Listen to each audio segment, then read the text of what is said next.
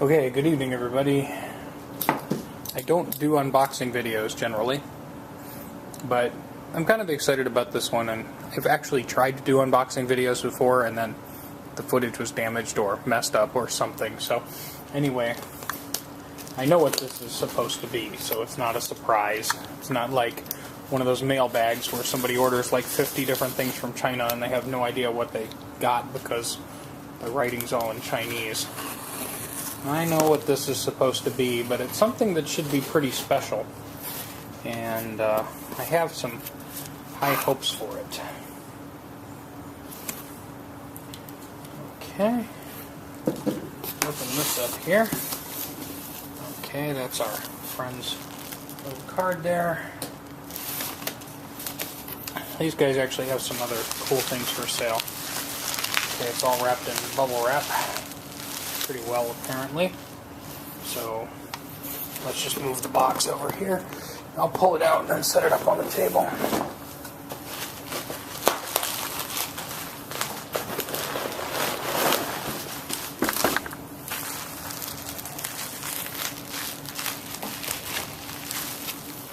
Okay.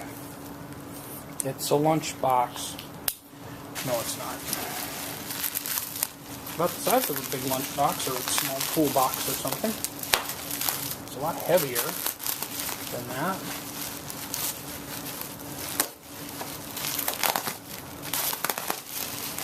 Trying not to cut the thing, I'm just trying to cut away the bubble wrap. It would help if I had a sharper knife. And technically I do, on the table here behind me.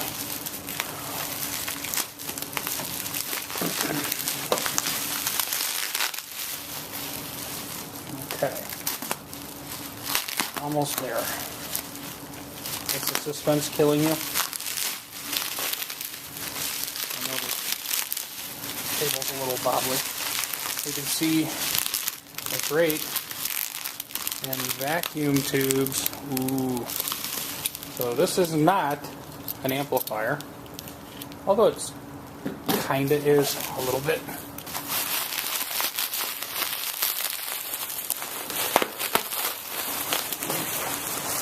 Boy, this thing's heavy. Boom.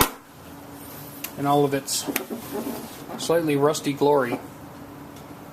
This is a Conn ST-1 stroboscopic tuner. And the ST-1 is the oldest one I can think of. And the gent who sent it my way was kind enough. We have the microphone, which has apparently a bag on it. I never even knew that had a bag. But there's the original warranty slip here, and inspected by, and some other things. I don't know if that's going to actually give us the date code. Other than the outside of this being a little crusty, she looks pretty good. And the power cord looks like it, I don't know, it looks like an old power cord. Might have been replaced. Can't tell.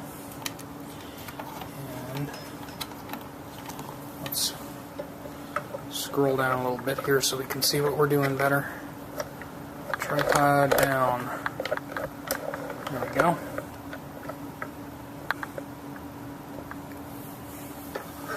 So we got a power cord on one end. And this thing that's clipped in here. Come on. Don't fight me. How does that clip in? How is that clipped in there?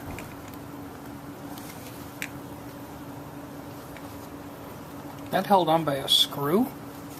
Feels like it might be held on by a screw.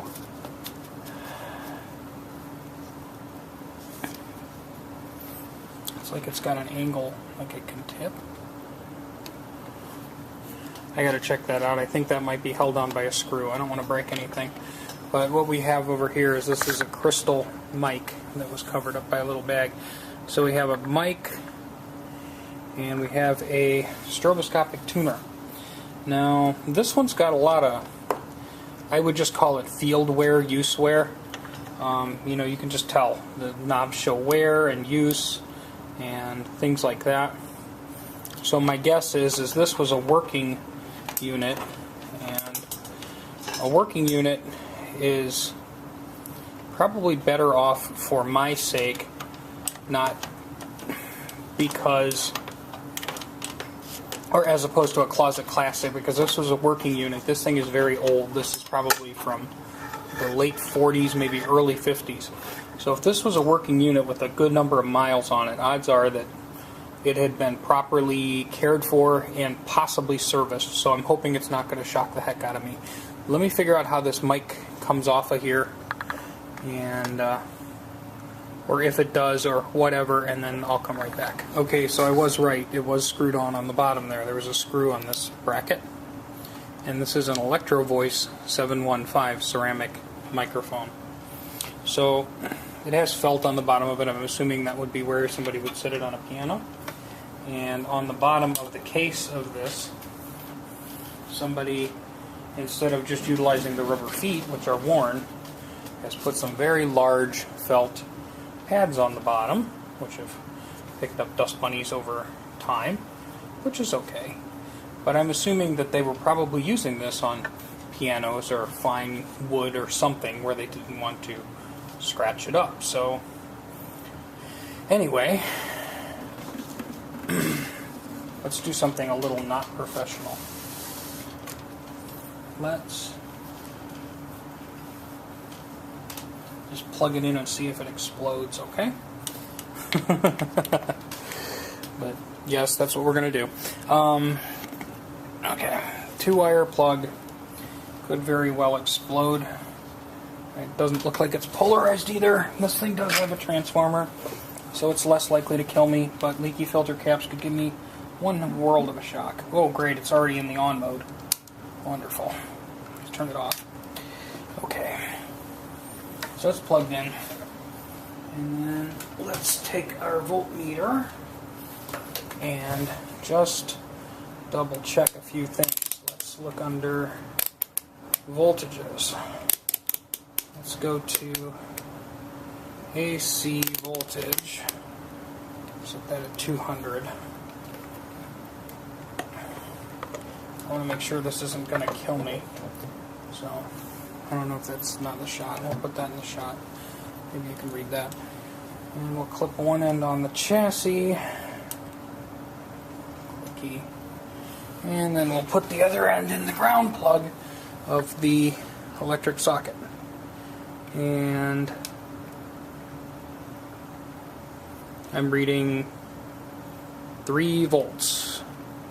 3 volts. Let's reverse the power plug here. See if I still get 3 volts or 4 volts or whatever. Reverse that power plug, and I have a potential to earth of how much? 90 volts?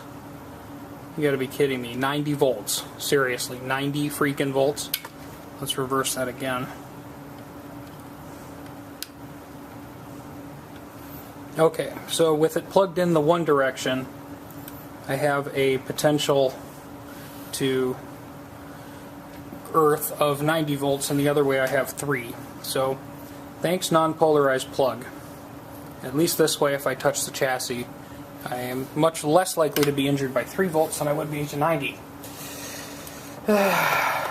Yay.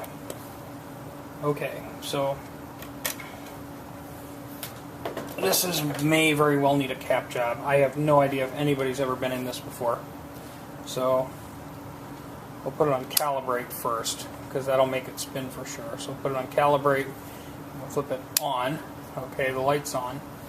Now we just need to sit tight for a minute and see if our strobe starts spinning. After the tubes warm up, it's supposed to start spinning. Oh. Okay. Oh, there she goes. Whee. Okay, so it's gotten up to full throttle.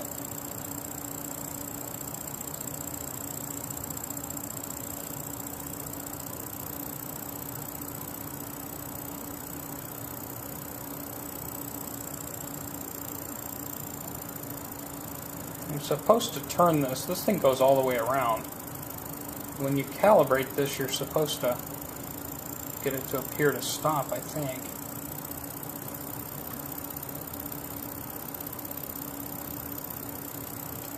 I have to read about this calibration mode. Let's just put it in operate mode for a minute.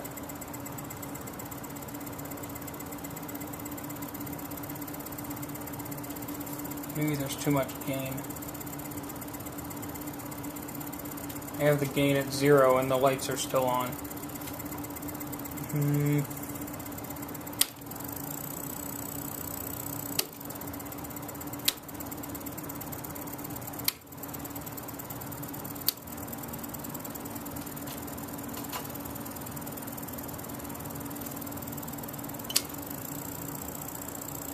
This top one, I think I need to get it to look like it stopped. Yeah, that's how you calibrate it. Okay, there we go. So, yeah, it looks like that top one stopped moving, so that's should be calibrated. Alright.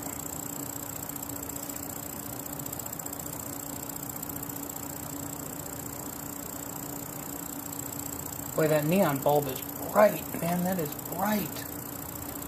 And there should be, that should flutter with our note.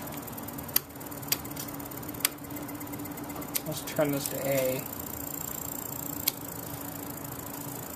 I think I can feed it a reference pitch. At least something with one of my tuner things. See if anything happens.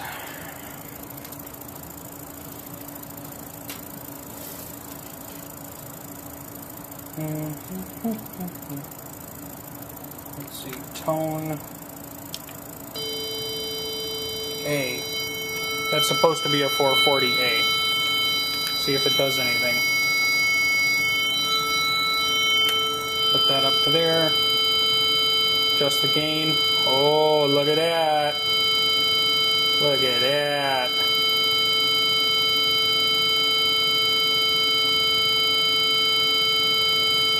You can hear a 440A and she's stopped right at an A440. So let's try a, no, that's a 441. There's a 440. There's a 439. Okay. There's a 440, there's a 439, 441, 442. Hey, look at that, she's working. I have no idea if that's coming through on camera. A sharp. A sharp's dead on the money on this one. Let's try B. Hey, it seems to work pretty good. Let's try C. C is easy to read. These lower registers are easier to read.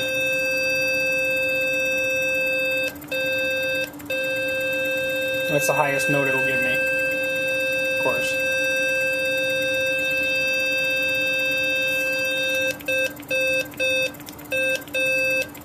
There we go.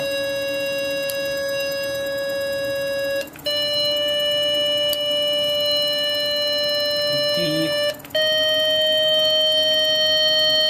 Probably turn that down. We'll turn our annoying reference pitch down and adjust our gain. Can I hear it with that gain?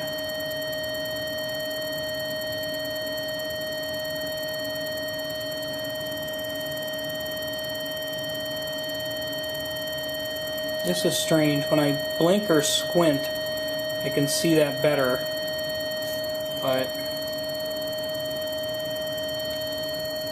tune the volume up just a little bit more.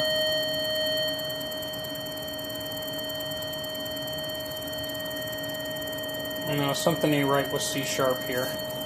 Let's try.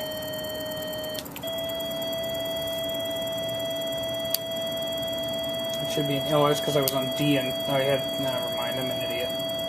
That should be an E. Yeah, that's an E. Let's go back to a D sharp. Okay, that looks good. Let's go back to a D. Okay, that's a D. Let's go up to an F. Okay, that seems to work. Let's go up to an F sharp.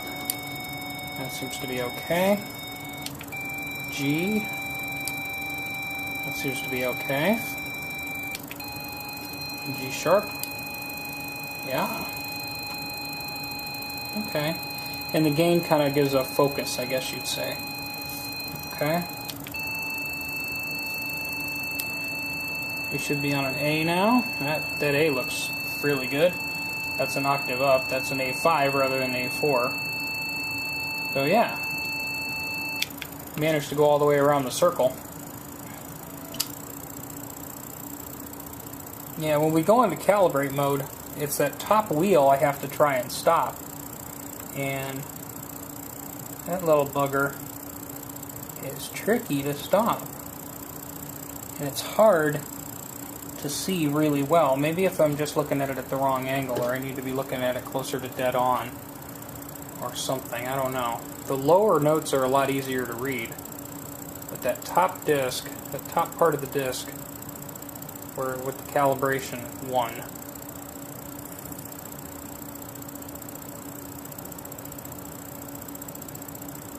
Okay, so now we got our stop. So we should be calibrated. It's calibrating based on 60 hertz house current. So, okay. So if we're not going to put a 3-wire plug on this, we are. I don't know if this is original cord or not, but just because when this is backwards, it gives a 90 volt potential to earth ground. I don't really feel like shocking myself. But the awesome news is it works. Let's try again here just for fun. Let's go down a hole. Let's go down to a lower A. There we go. There's a nice low A. Let's see what a low A does with it. Oh, come on, critter. Oh, it's still in calibrate mode. Operate.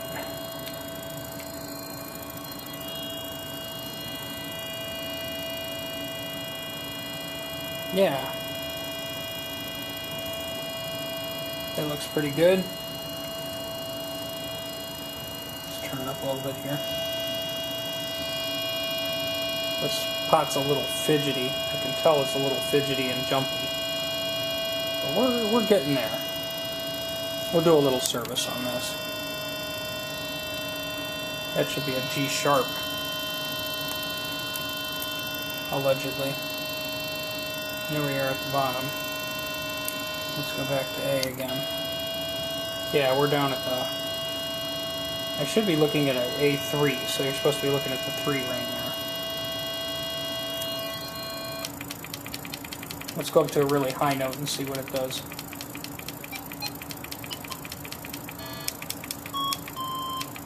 That's the highest it does is a C sharp 6 on this particular one. And, well, it's there.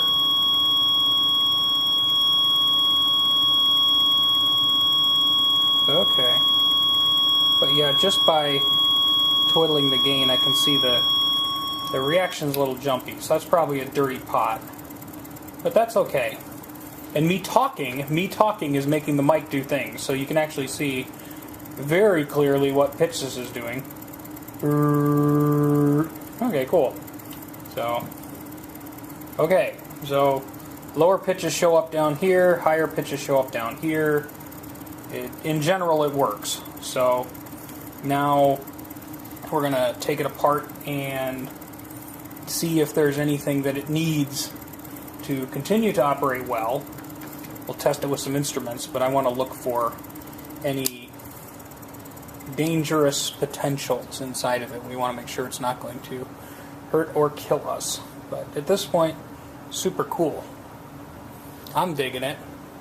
And once I get this fidgeted with a little bit more, we'll try it against a guitar. We'll actually tune an instrument with it and see how we do. Okay, boys and girls.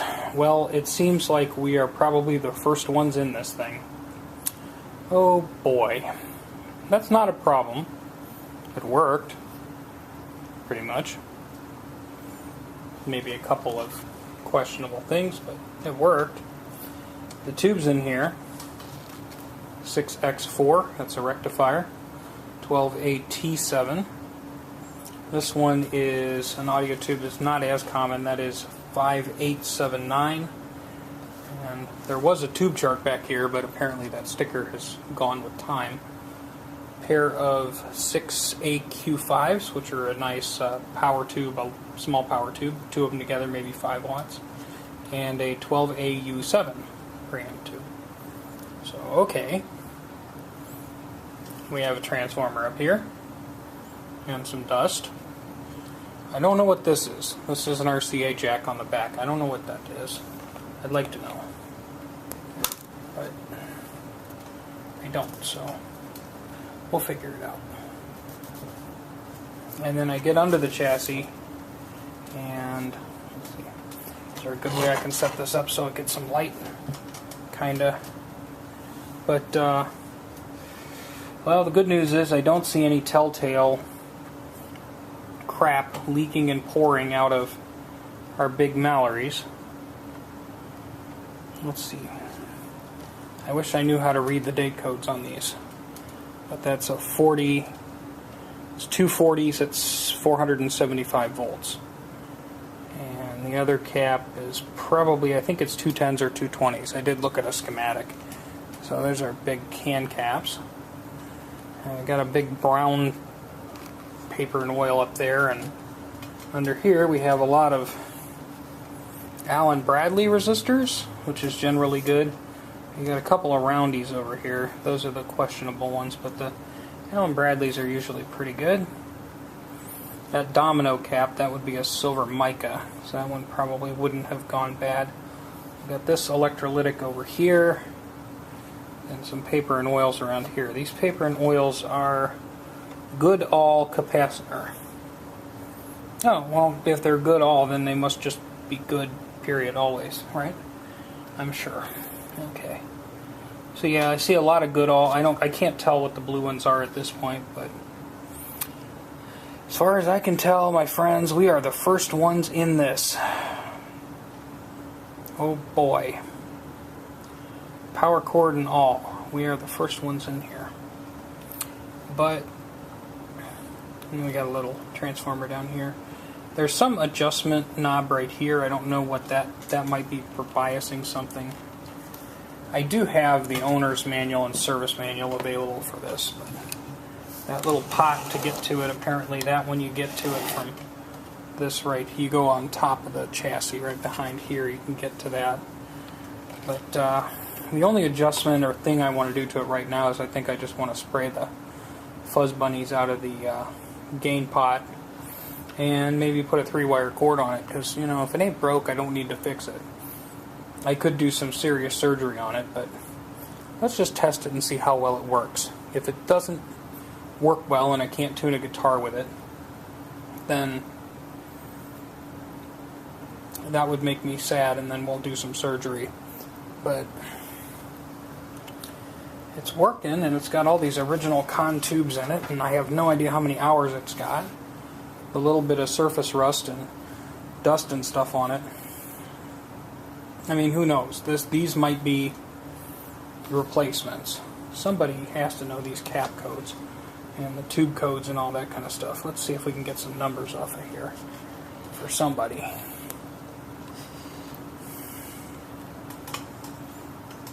This cap says, it's got U.S. patent numbers, and it says DES 122825 ETAL. I don't know if that means anything. This other cap is labeled FP capacitors. I don't know who FP is, but maybe he can be my friend too. Okay, and let's see if I can read a number off a power transformer, because everybody likes when you do that.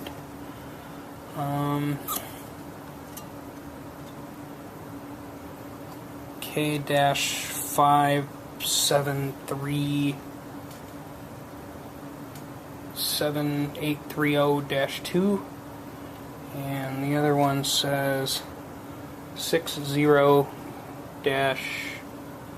let's see, is that behind there? Yeah. 60-7548. Okay, so maybe that means something to somebody. You want to tell me what the date code is? That'd be cool. You can still buy these, I think, used if you need them.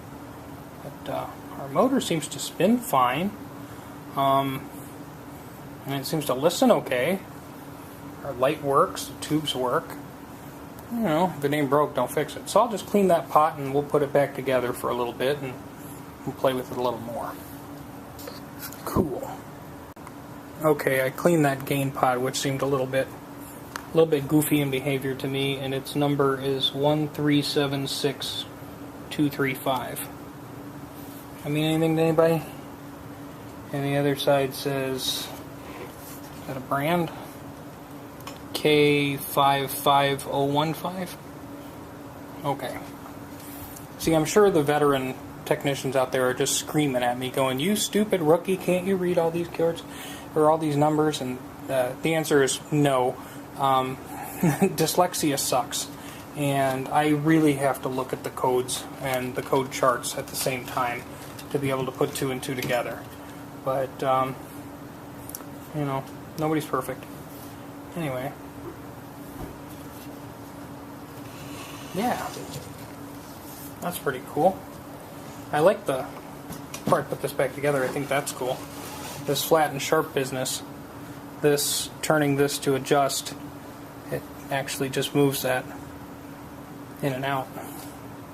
Motor speed adjust thing. Kind of cool. Okay, time to pop it back together and see if it'll tune a guitar for me. Okay, boys and girls, we're going to see if this works. I have an acoustic guitar here, and I've roughly tuned one string. I tune these down a lot before I put them away just to protect the instrument with weather. So our first note is the high E, which appears flat. Bring that into tune.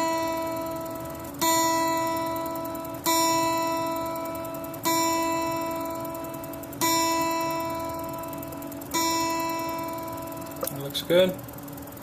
Now we'll do our low E.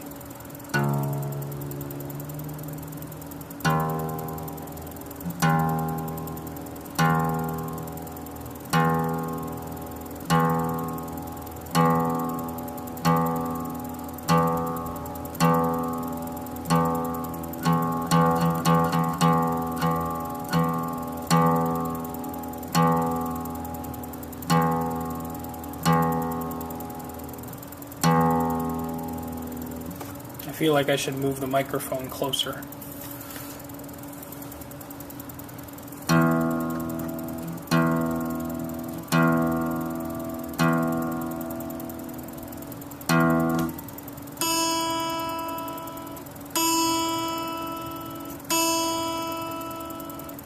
Let me double check my calibration again. I just want to make sure, because this thing has been known to wander if the tubes aren't warmed up.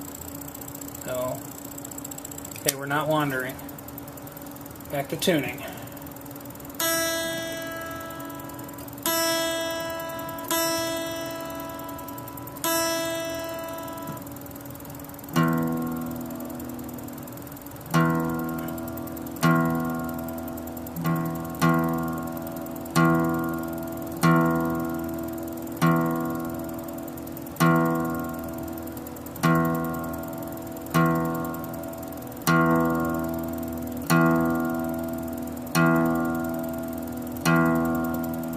It's interesting, you can see how the note bends a bit when you actually strike it. Very interesting. Okay, let's go to the high B here.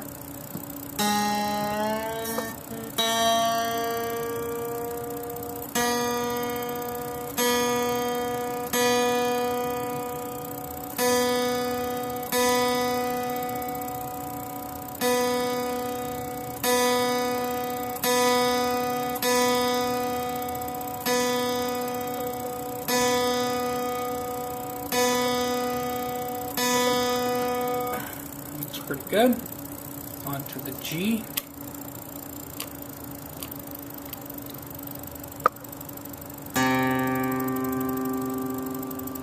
Oops.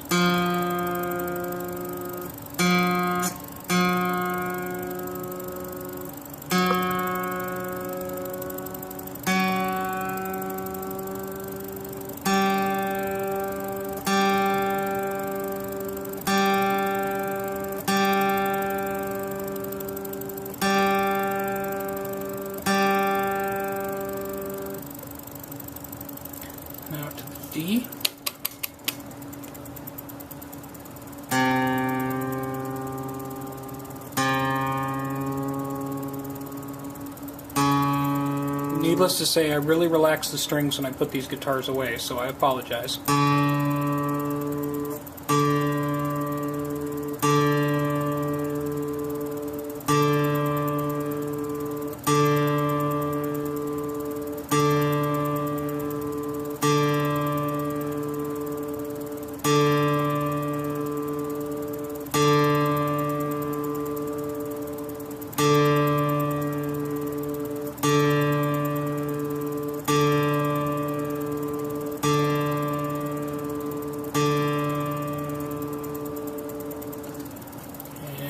Try the A.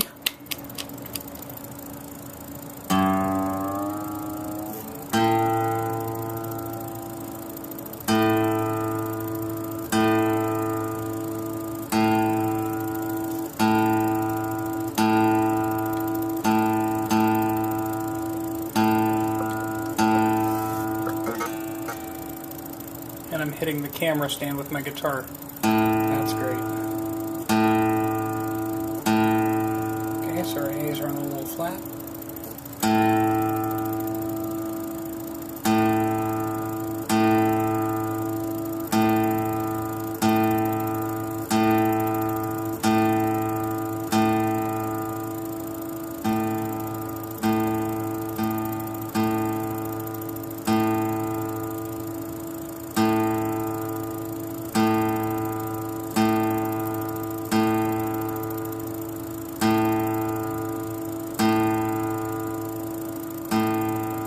I think that's interesting because the stroboscopic tuner really demonstrates what we have been told about trying to tune to the ring of the instrument and not to the initial strike of the note, because it does. It starts sharp and drifts a little flat.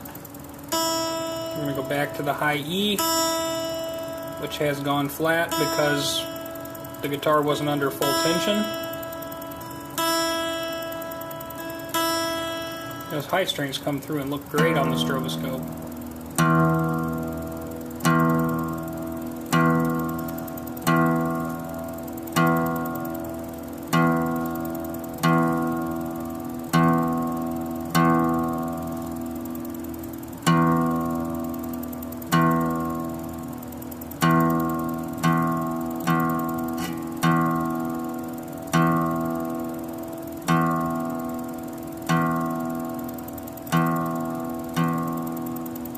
Lower notes seem to be a little trickier.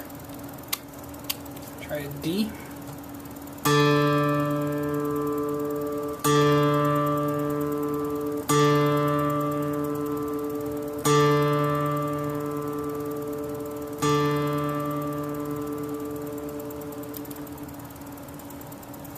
So we'll try the D, G.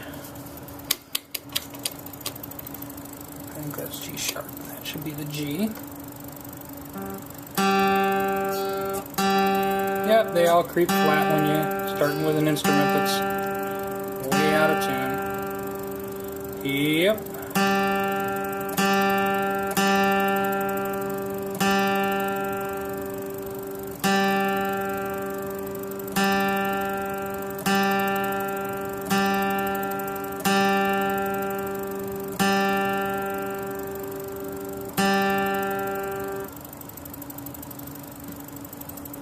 We gotta do the B and the A still.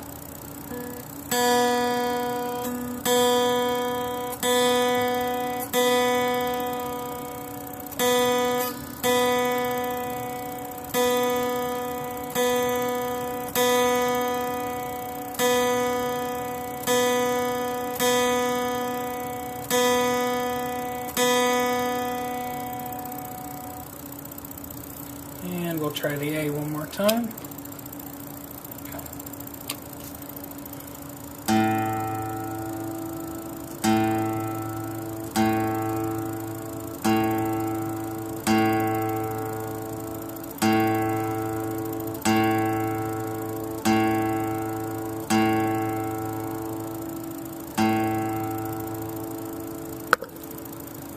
And I'll hit the camera again.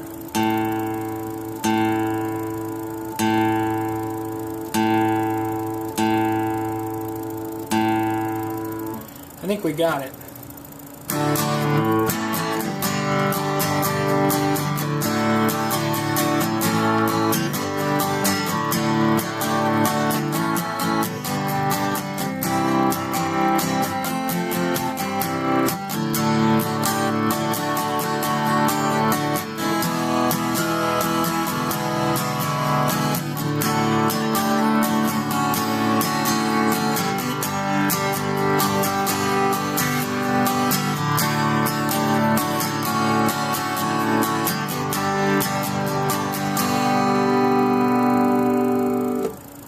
I have no idea how that sounded to y'all on YouTube, but the guitar sounds wonderfully in tune to me. I can see how this is a inconvenient way to tune. And she crept a little flat already. Not much.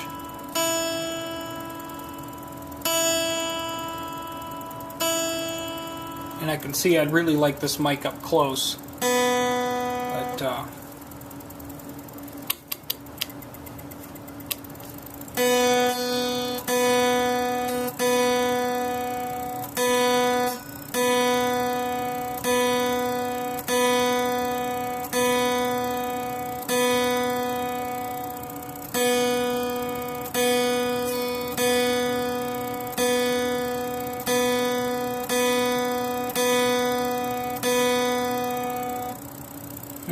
I can see how I'd like the mic a little closer, just so I can get a little bit further signal in here. But who knows, that could just be something else. We'll play with it. That one looks good.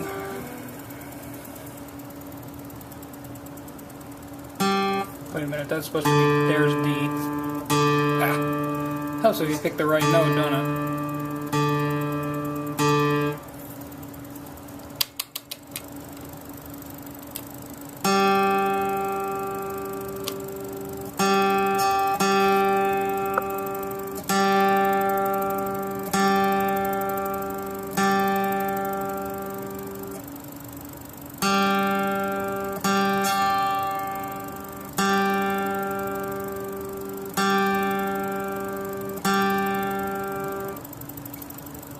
I know this is becoming watch DK tune his guitar in slow motion, so I apologize.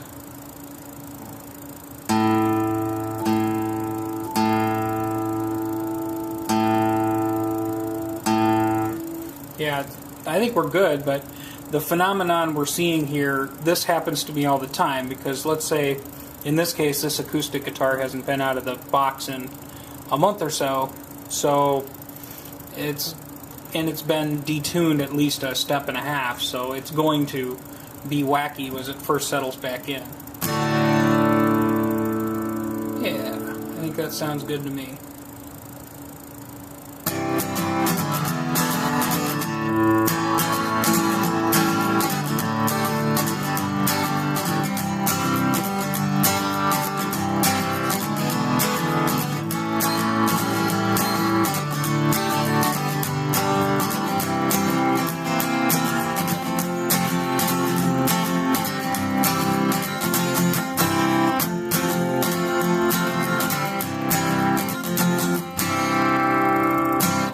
Okay, so nobody wants me to hear me play nonsense. I came to demonstrate a tuner and I wasted a half an hour of your time, so I think she works okay. Have to get used to it, play around with it a little bit more, and figure out what works good for mic placement, whether it's too sensitive, too loud, too soft, whatever.